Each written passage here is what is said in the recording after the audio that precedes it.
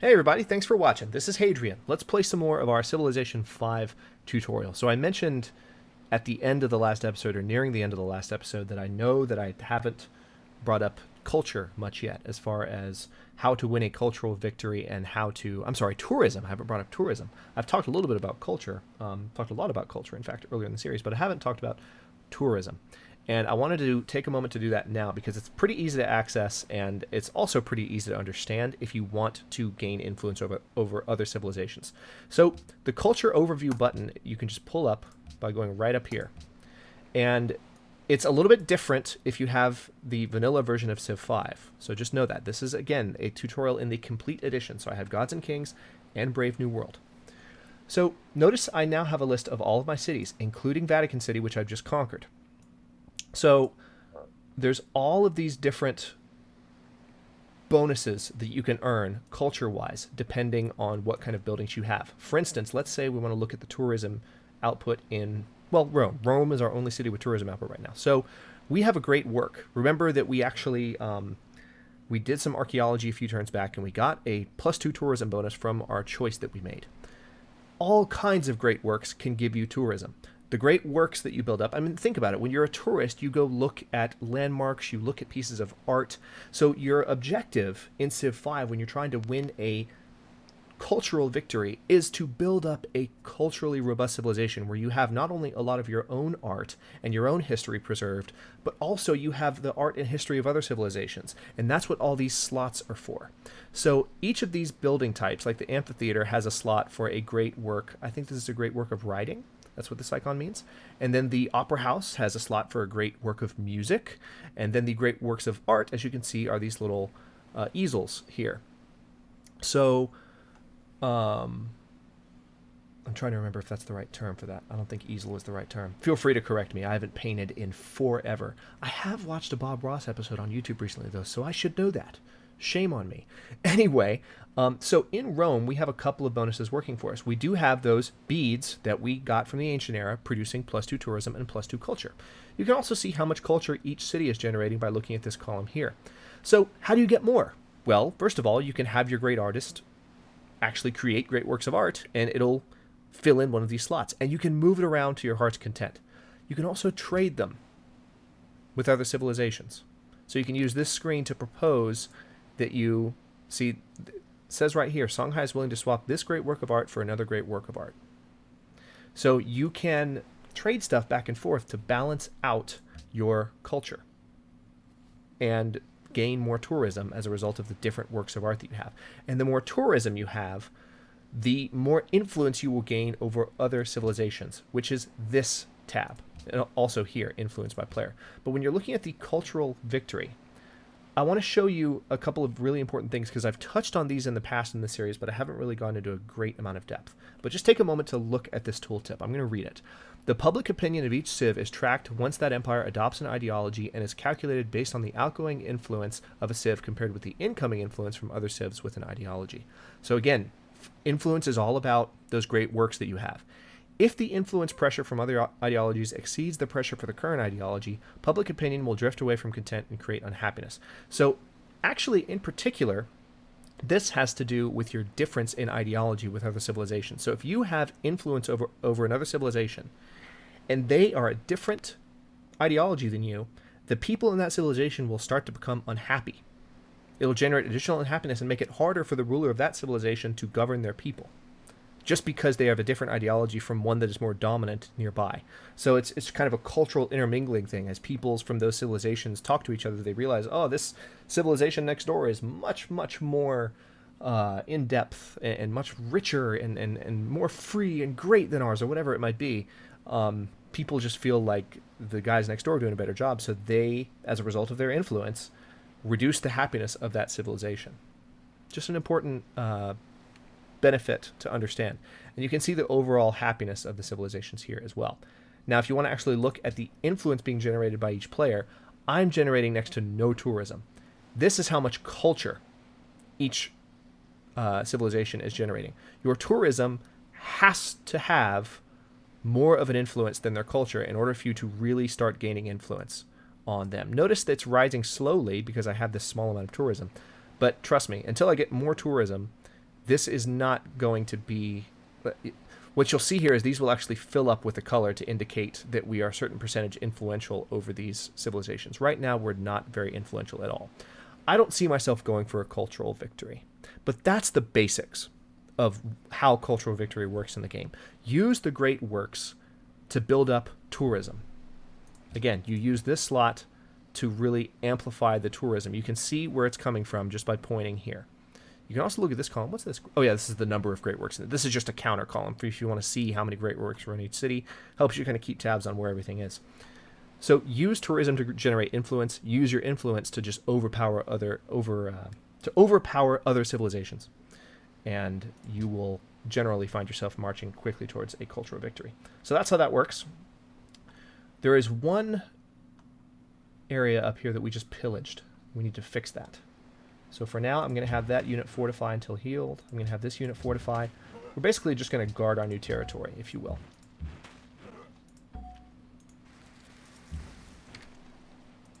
And we'll leave this unit there.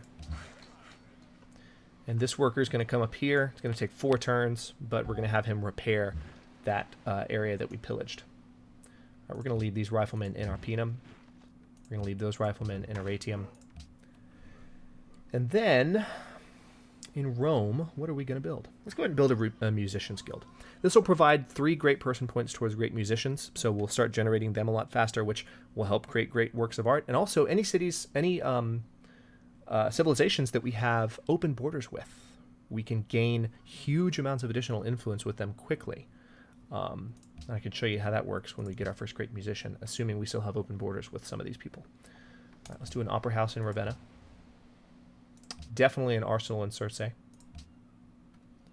Okay, so we're now looking at construction for Vatican City. This is the first time we're like almost 20 episodes into the tutorial with 331 turns in the game, and it's actually the first time I'm showing you what it looks like to conquer a city. I'm sorry, but it's just, again, it's a property of the way the game turned out. We got all of Africa to ourselves, and we just, there wasn't much of a need to be militaristic early on. We fought some barbarians, and that was about it. So we have to build a courthouse first. Notice that everything right now is saying question mark turns until it's completed. There are 2 effects in play right now. The city is in resistance for 4 turns. While in resistance, a city cannot do anything useful. Okay? So for 4 more turns, nothing's going to get built. And then the city is occupied. Until this courthouse is built, which we'll be able to see the turn counter in 4 turns, there will be additional unhappiness. How much unhappiness, you ask? Right there. 5.36 and 5 from the number of occupied cities. So our happiness is being dragged down over 10 points right now, just from conquering that one city, which is why it can be risky to do a lot of conquering in rapid succession in this game. You kind of have to pace yourself, otherwise your happiness will just plummet. I do still need to build an extra caravan as well. Poland has adopted the order ideology. That's interesting.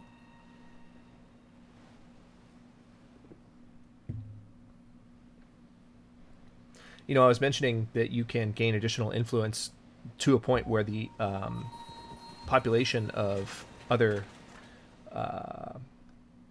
civilizations becomes less happy. I'm going to bring these archaeologists right up there and just leave them there.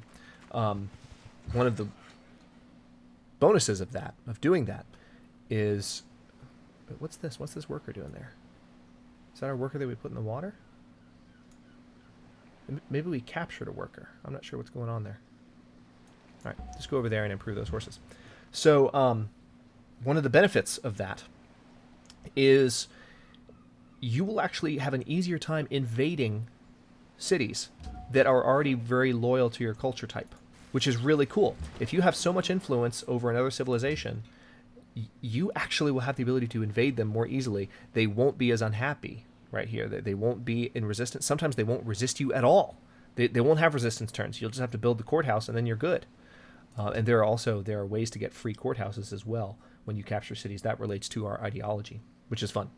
So just, there are definite benefits to, kind of pursuing the cultural victory and the tourism type victories. I don't go for them very often, but they are definitely useful.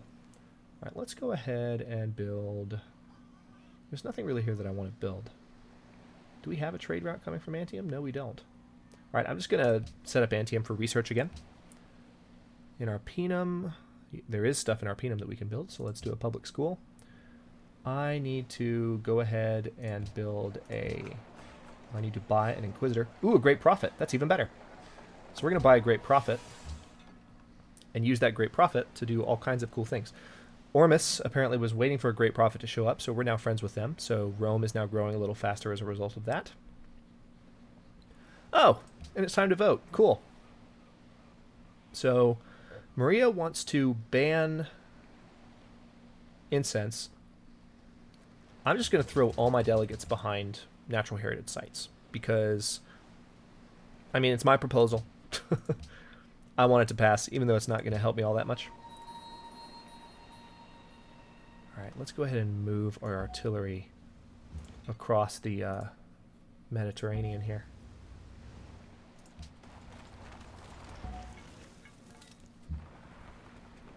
Cool. We just upgraded our caravel to an ironclad. There's our first metal ship in the history of our game here. We're going to move on Poland pretty quick. Because I mean, we can fire on Poland from 3 different spots here. We can fire on Szczecin, or however you pronounce that. Again, feel free to comment. Let me know. I really do value pronouncing stuff correctly. Normally I look it up, but... Okay, we've researched railroad, so we can definitely build those new wonders. We have entered the modern era. It's good news. Natural heritage sites was not passed, so I got outvoted by 1 vote. Wait, no. Okay, it was 9-9, so because it wasn't actually 1, so neither of those was passed. Servius has been recruited as a spy. We have an additional spy now. Let's go ahead and do another diplomat. Who's the most... Let's go here and see. So Hiawatha and Casimir. I think those are the places we already have. Yeah, let's go ahead and put a diplomat with Maria. So you need to move, and you need to move to Lisbon as a diplomat. Perfect. That'll help us spy on them. Have an idea what they're going to vote for. All right, it is your turn to make a proposal for the new Congress to consider. I'm going to go for natural heritage sites again because we still don't have, we still don't have really a useful proposal just yet, unfortunately. Notice that we're starting to get buildings that have great work of art or artifact slots. I just explained what those are useful for. So we're going to build a museum. We've already built several museums, but that's how those work. Okay, so we can build the Neuquinstein in Aratium. So I think I'm going to go ahead and do that. And I have a great engineer in Cumae, so we're going to send him down to Aratium to help build that. This ironclad... Let's see. Let's have the ironclad come up here. Help guard the exit from that area. All right, so notice how awesome the Great Prophet is. Right now we have 10 followers of... A Great Prophet is basically an inquisitor and a missionary combined, and you can spread religion 4 times. It's insane. So there's all these religions right now in Neapolis. But watch this. See? Instant 16 followers and no more religions in Neapolis except for paganism. So we're going to go convert Circe, and then we're going to go up to Vatican City, and we're going to convert that. So it's just a one-hit amazing boost. So we're going to research electricity now as well. Electricity will be a great technology to have. It's one of, if you want to build up late game production, it's something you want to go for as soon as possible. And I'll show you why. Oh, by the way, great generals have this construct citadel ability. I mentioned a few episodes back, those of you who are playing vanilla Civ 5, there was an option for the great artist to do a culture bomb. This is what replaced the culture bomb. You can basically pilot the Great General. If I wanted to create a citadel, I could build it right there, and all these tiles would instantly become part of my territory. It actually pushes back on enemy territory as well, so all these tiles, including this one, will become part of my territory. It's a way to steal territory from other empires, but it does not, again, it does not steal cities. All right, so we're going to just have him sleep. Let's see here. All right, I'm going to start getting my artillery into position to attack that city.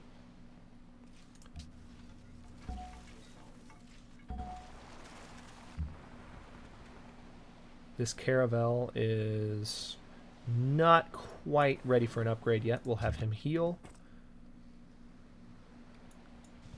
We need to build a mine there. Oh, no, that's not a worker. That's an archaeologist. Can't build a mine with an archaeologist. That wouldn't go well. So our borders are slowly expanding. We should get access to this antiquity site pretty soon. The Musicians Guild in Rome is almost done. We're no longer friends with Prague. Lost a lot of culture per turn. Let's fix that. It's 1914 AD. Just 1 year going by now per turn. Oh, yes, that's right. We can build railroads now. So, let's take care of that. Wait, no. No, that's not what I wanted you to do. I had it build a single railroad tile instead of doing Route 2. My bad. I'll fix that in the next turn.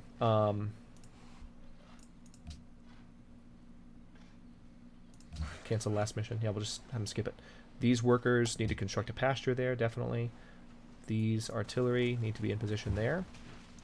These riflemen can just fortify, as can these. And this artillery can go right there.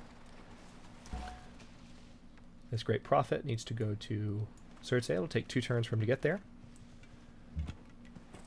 This archaeologist just needs to chill out. All right, and we're going to build the Kremlin in Rome for that free social policy. It's going to take 15 turns. Ooh, we have access to 2 more trade routes. I really need to do that because I need the extra money. Trade routes are another way, by the way, to gain additional influence. Let me show you on culture while we're talking about it. Notice when I point here, there are certain bonuses in Rome because of open borders agreements, trade route agreements. So I have more influence over other civilizations as a result of the trade routes and the borders treaties that I have with them. So all of those play a role in gaining cultural impact over other civilizations. Cultural influence, rather.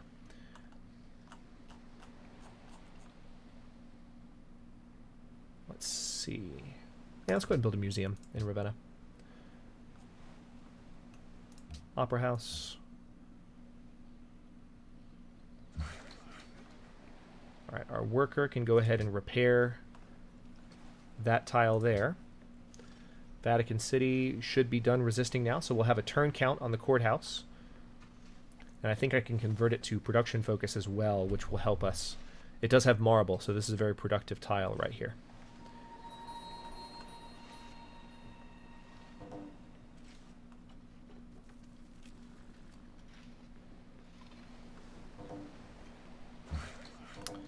Okay, so this worker... All right, I'm going to have him go to Route 2 mode.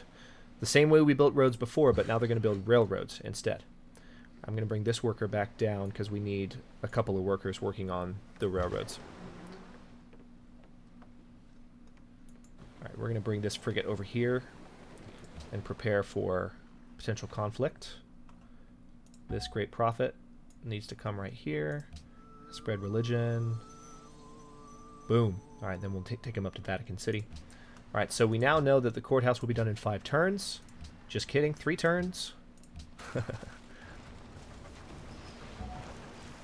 right, so our armies are rapidly moving into position. All right, Neuschwanstein will be done in 12 turns. Around the same time the Kremlin will be done.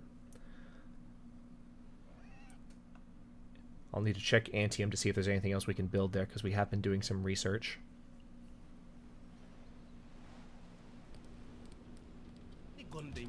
Okay.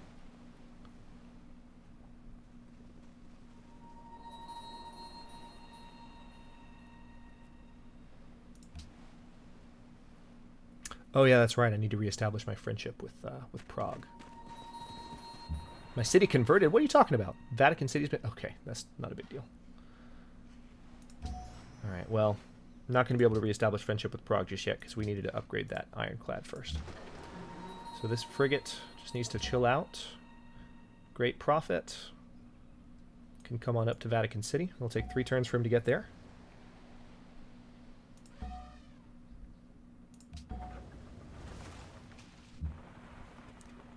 Alright, so this is another one of my caravels. We're just going to have it fortify until healed.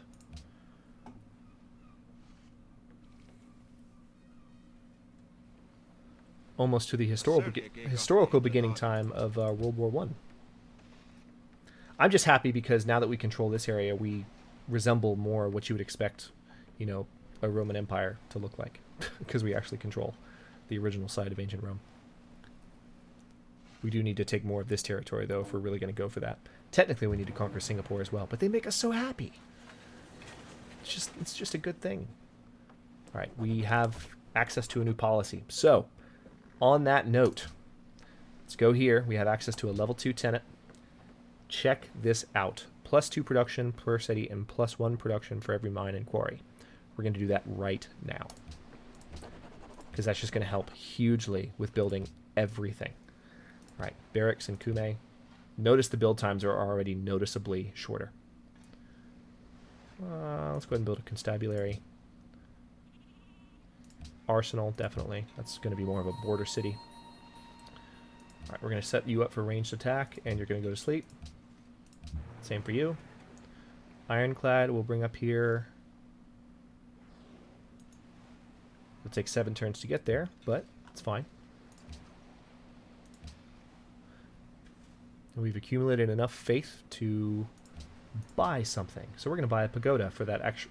Since it's a Christian city right now, we're about to convert it away, but having the pagoda will give us those extra bonuses we've been using this whole time, which is great. So, on that note, I'll go ahead and cut this episode here, and the next one we will continue to prepare to attack Poland. We're going to go for this city first. I'm not even going to try and pronounce it, and then go for Krakow pretty quick after that. And then, oh yeah, let's take a quick look at Antiem. Is there anything else I can build here? Yeah, we'll build a military academy. Why not? And then we will really, I think, be in a position to cruise towards victory for the tutorial and actually winning the game after we've taken some of Poland's territory. We might even try and conquer Poland completely, because wouldn't it be cool to have all this territory? But I don't know if we'll get that far. We'll see.